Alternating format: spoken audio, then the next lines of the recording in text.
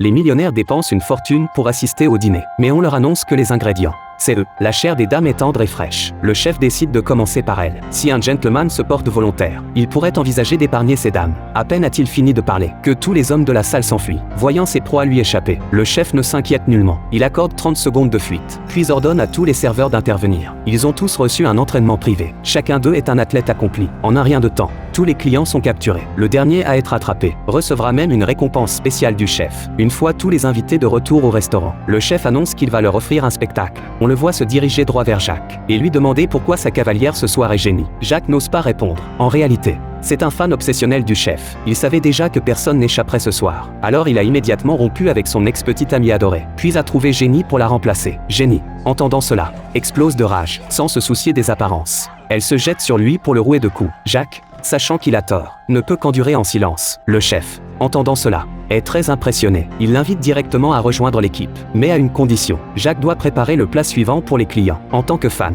Jacques commence à démontrer ses talents culinaires avec assurance. 30 secondes plus tard, une côtelette d'agneau est parfaitement réalisée. Après dégustation, le chef le couvre d'éloges, le proclamant nouvelle étoile de la cuisine noire. Puis il lui chuchote quelque chose à l'oreille. Face aux moqueries de son idole, Jacques s'effondre mentalement. Les larmes coulent sans arrêt. Il retire directement son uniforme et se dirige vers les cuisines. Voyant à quel point le chef déteste Jacques, Jenny comprend que l'occasion se présente. Elle trouve le chef, espérant qu'il l'épargne. Après tout, elle n'aurait jamais dû se trouver ici. Le chef, après l'avoir écouté, décide de donner une chance à Jenny, à cause de la négligence de Lucie. Il manque un seau métallique pour les ingrédients en cuisine. Si Jenny peut aller le chercher, il envisagera de l'épargner. Bien qu'elle sente qu'il y a un piège, Jenny accepte quand même. Elle ne peut laisser passer aucune chance de s'échapper. Avant de partir, elle aperçoit Jacques dans les cuisines.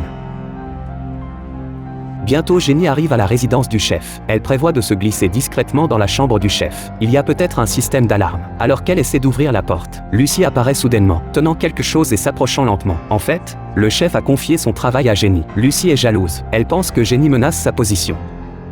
Jenny esquive, tout en se plaignant que tous les gens de l'île sont fous. Après une série d'esquives, elle trouve enfin l'occasion de faire tomber l'objet de Lucie, puis saisit une machine à proximité et frappe violemment. Une fois calmée, elle prend les clés sur Lucie et ouvre la chambre du chef.